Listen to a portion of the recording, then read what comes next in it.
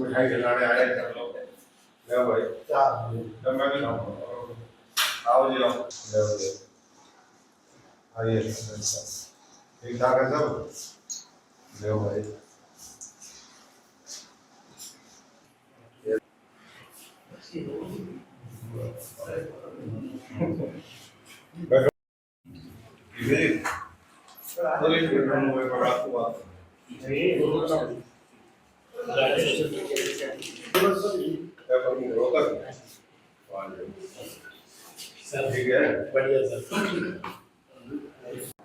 देखिए, चुनाव आयोग जो है इस भारतवर्ष का वो स्वतंत्र तरीके से काम करता है। चुनाव आयोग की इस घोषणा का जो हरियाणा और जम्मू कश्मीर में चुनाव होने हैं उसका स्वागत करते हैं। मैं भी करता हूँ, पूरा हरियाणा, पूरा जम्मू कश्मीर, पूरा देश स्वागत करता है। और हम ये मानते हैं कि 2-2.5 महीने पहले पूरे दुनिया का सबसे बड़ा जो चुनाव है वो इलेक्शन कमीशन ने करवाया है और हरियाणा की बारी थी। 10-15 दिन का फ़र्क है, कोई ख़ास बात है नहीं।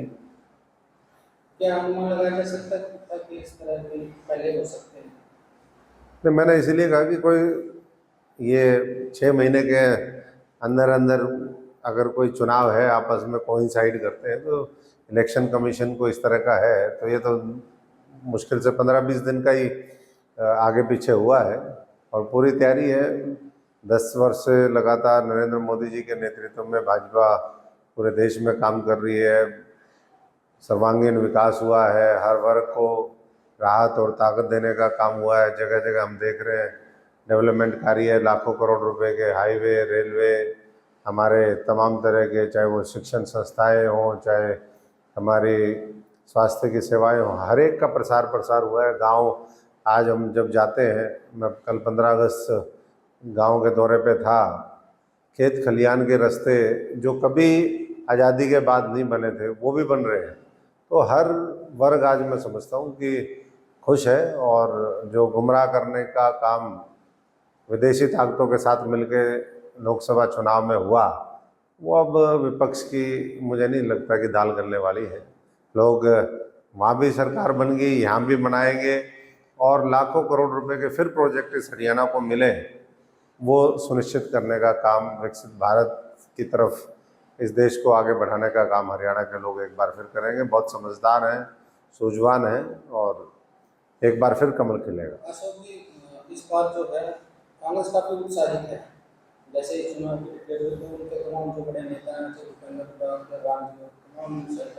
उनके बाहर आगे के भी इस बार कांग्रेस पार्टी सरकार। देखिए, मैंने तो आज देखे फोटो वीडियो, मेरे को तो कोई उत्साह दिखा नहीं, चेहरे मुरझाए हुए हैं।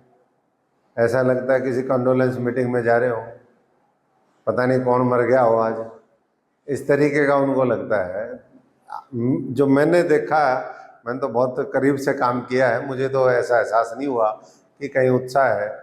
वो तो अभी उनके तो ना संगठन, ना कोई तैयारी, ना कुछ, अलग अलग दिशाओं में सारे लोग चल रहे थे। कोई परिवर्तन यात्रा बोल रहा है, कोई हिसाब मांग रहा है, कोई किसी की यात्रा का पता ही नहीं। तो अलग अलग दिशाओं में जितनी दिशाएं हैं, उत्तर, पूर्व, पश्चिम, दक्षिण, ऊपर नीचे, 10 दिशाओं में जो है, 10 दिशाएं होती है ना, तो 10 दिशाओं में इनका तो अलग अलग मामला चल रहा है।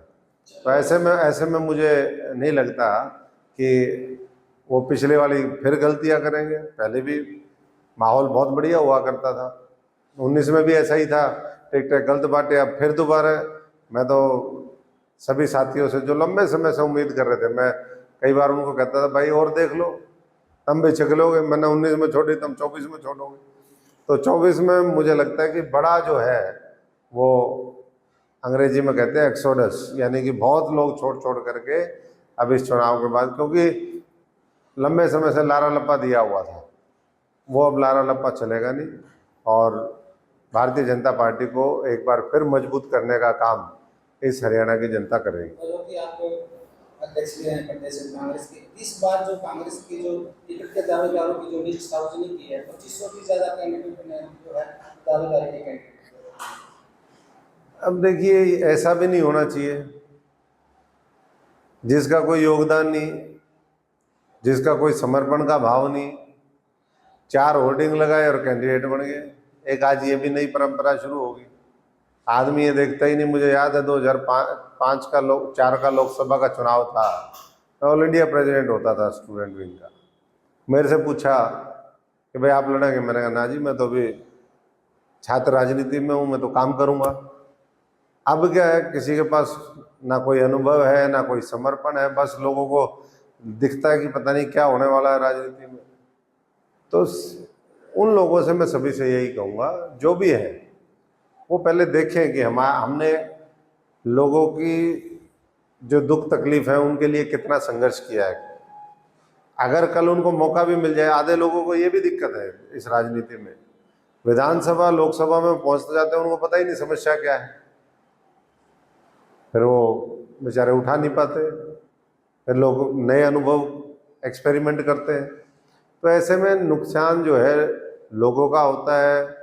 लोकतंत्र जिस तरीके से परिपक्व होना चाहिए उस तरीके से नहीं हो पाता है।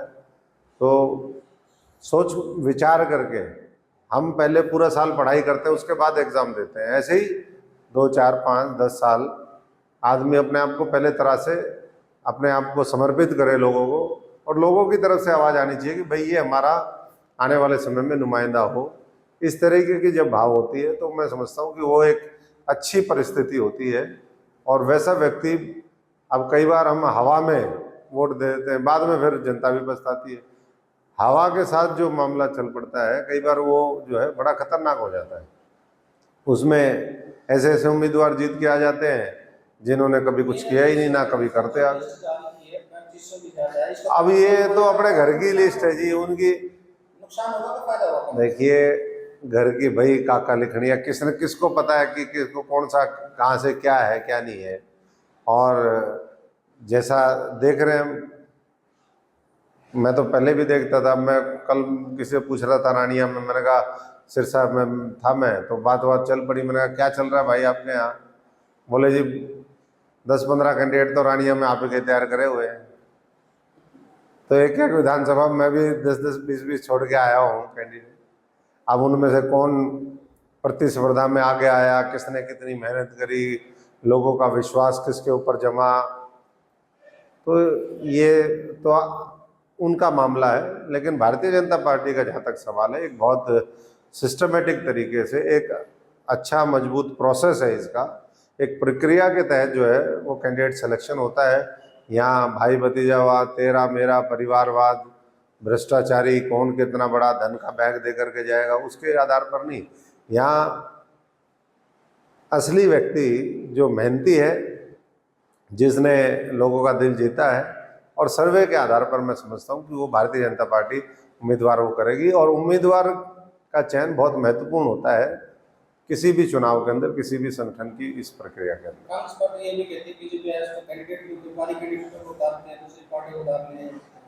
देखो, ये तो परिस्थितियाँ बनती हैं, कभी किसी का पता नहीं थोड़ा होता है कि कहाँ किसको छोड़ना पड़ जाए। हमने कभी सोचा था क्या?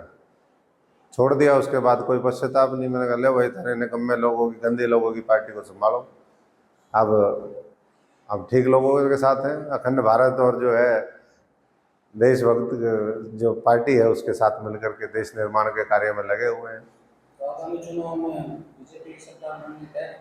बिल्कुल तय है, और मैं समझता हूँ कि उसके लिए पूरा हरियाणा तैयार भी है। लोगों को पता है कि विदेशी ताकतों से पैसे ले ले करके इन लोगों ने एक दुष्प्रचार किया। पूरी विदेशी ताकतें, मोदी जी बीजेपी को हटाने के लिए पूरी ताकत लगाई उन्होंने, लेकिन वो हटा नहीं पाए। तीसरी बार फिर मोदी जी काबिज हुए। इसी तरीके से मैं समझता हूँ कि ये दुष्प्रचार काम आने वाला नहीं है।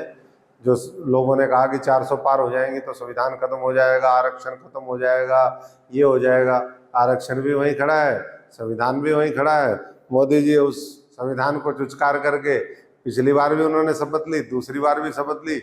और ये जो है ये सच्चाई है कि उन्होंने कुछ समय के लिए लोगों के मन में बांट दिया, क्योंकि ये जो सोशल मीडिया है ये भी विदेशी आकाओं का ही है ना, उन्हीं के उससे चलता है। उन्होंने इस बार पूरा बीजेपी के खिलाफ काम किया है, तो इसलिए। लेकिन अब मजबूत सरकार फिर दोबारा आ गई। मुझे नहीं लगता कि इतना दुस्साहस जो है वो ताकतें फिर करेंगी। और दूसरा ये छोटा चुनाव है, अपने देश का चुनाव है। तो आप जीत का जिस तरह से दावा कर रहे हैं, बीजेपी संगठित है, जीत का दावा कर रहे हैं, तमाम जो कर्मचारी हैं वो हड़ताल पर हैं, नाराज हैं, तो किस तरह से जीत पाएंगे? कर्मचारी साथियों को मैं यही कहना चाहूँगा, उनके ऐसा तो है नहीं कि कांग्रेस के समय में सारे खुश हुआ करते थे। कांग्रेस के समय को याद करिए, 10 साल कांग्रेस का राज, 10 साल बीजेपी का राज, और उसकी तुलना करिए, चाहे वो गांव का विकास हो, चाहे नौकरियों में बिना पर्ची बिना खर्ची के नौकरियां मिलने की बात हो, चाहे वो शहरों के हम आगे बढ़ाने की बात करें, बड़े बड़े इंफ्रास्ट्रक्चर प्रोजेक्ट की बात करें, उनको सुविधाएं देने की बात करें। गेस्ट टीचर का जो बीज बोया हुआ है वो किसने बोया हुआ है? ये जो कॉन्ट्रैक्ट बेसिस पे आज उसके अंदर आरक्षण नहीं है, ये तो देन ही कांग्रेस पार्टी की है, उन्हीं के टाइम में लागू हुआ ये चीज़ें। आज अगर इस व्यवस्था को बदलना है तो मैं समझता हूँ कि एक बार फिर भारतीय जनता पार्टी को मौका देना चाहिए। और पिछले 2.5-3 महीने के अंदर कई जगह हमारा सरपंचों के साथ नहीं तालमेल बना था, वो बिठाने का काम किया। और लोगों की जो बात थी, किसानों के लिए एमएसपी, उसकी घोषणा कर दी कि भाई सभी फसलों के ऊपर हरियाणा पहला राज्य बन गया कि एमएसपी देंगे। जब ये मॉडल सक्सेसफुल हो जाएगा आने वाले समय में पूरे देश में, और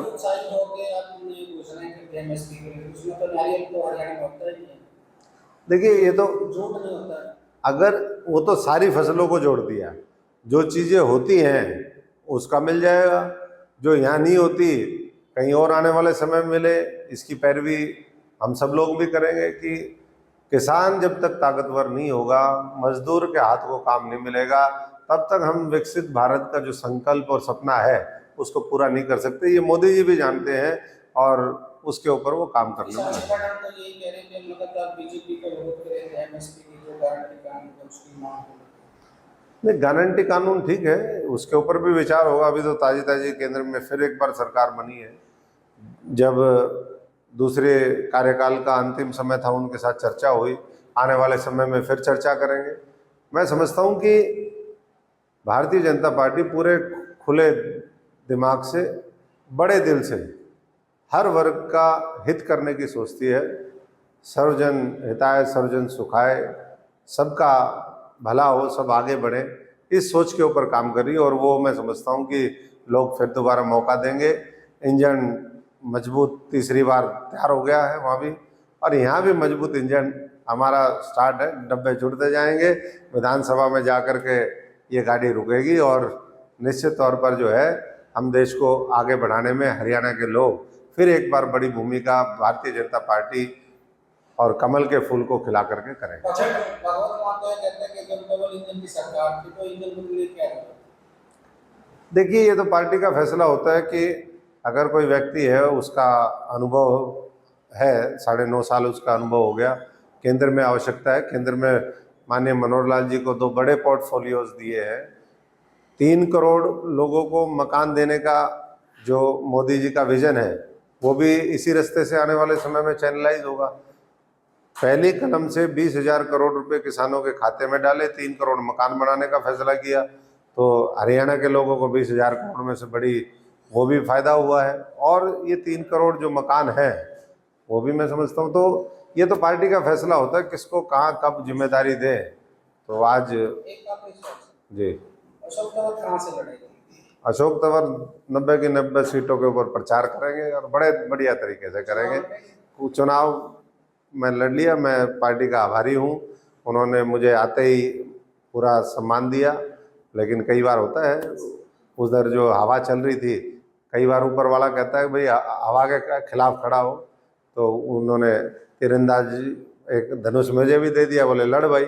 हम लड़े, बढ़िया चुनाव लड़े और लोगों ने जो आशीर्वाद दिया मैं उसका धन्यवादी हूँ। लेकिन कई बार माहौल ऐसा होता है, माहौल में पार्टी उतारेगी तो ये पार्टी समझती है, बेहतर तरीके समझती है किसकी कहाँ आवश्यकता है। मैं तो अपना ओपिनियन दे सकता हूँ, पार्टी का अपना ओपिनियन है। मुझे कांग्रेस कह रही है कि 9.5 साल तक जो है जो काम कोई नहीं किया बीजेपी ने, और आखिरी के 6 महीने के अंदर सीएम भी बदल दिया, घोषणाएं कर दी जो पहले से पता था कि लागू नहीं हो सकता। कांग्रेसी सारे कसम खा लें कि भाई हम जो बीजेपी के काम किए हैं, जो रोड बनाए उस पर नहीं चलेंगे, जो अस्पताल है उसमें नहीं जाएंगे, कोई और राहत दी है, हम अपने खाते में जो है पैसे जो मोदी जी भेजते हैं किसान राहत के वो नहीं लेंगे, तो उनको खुद समझ में आ जाएगा। आज किस तरीके से काम, घोषणाएं करना एक अलग बात है, चाहे वो घोषणा किसी भी चीज की हो। आज अगर ये हाईवे सिरसा से लेकर के बना है, घोषणा कांग्रेस के समय में हुई, लेकिन बना किसके टाइम में? मोदी जी ने बनाया, बिना भेदभाव के बनाया। कह रहे थे वो बीजेपी को पहले पता था कि वो जींद से लेकर, नहीं, जींद से लेकर के रोहतक तक का हाईवे 12 साल तक वो रोड नहीं बना पाए थे, वो आकर के इन्होंने बनाने का काम किया। तो ऐसे बहुत सी योजनाएं हैं, मैं उसकी चर्चा नहीं करना चाहता, ये पूरा अलग विषय। एक हर्ष के माहौल में हम हरियाणा के लोग एक बार फिर लोकतंत्र को मजबूत करने के लिए निकले और भारतीय जनता पार्टी का साथ दें, ये मेरी सबसे अपील है। ज़्यादा से ज़्यादा, पीछे गर्मी थी, इस बार थोड़ी गर्मी कम रहेगी। मतदान भी खूब करें और अपने प्रतिनिधियों को अपने विधानसभा में पहुंचाएं, अच्छे लोगों को पहुंचाएं। 1 महीने बाद फिर ये पश्चाताप ना रहे कि भाई ये तो हमारे से गड़बड़ हो गई। अभी मेरे यहाँ यही हो रहा है, मेरे यहाँ 1 महीने में लोग छिक लिए कांग्रेस के उम्मीदवारों से। बहुत ही दुर्भाग्यपूर्ण है, लेकिन हकीकत है। देश दुनिया की हर खबर सबसे पहले देखने के लिए फॉलो करें Dainik Savera TV, YouTube, Facebook, Instagram, X और व्हाट्सएप चैनल पर।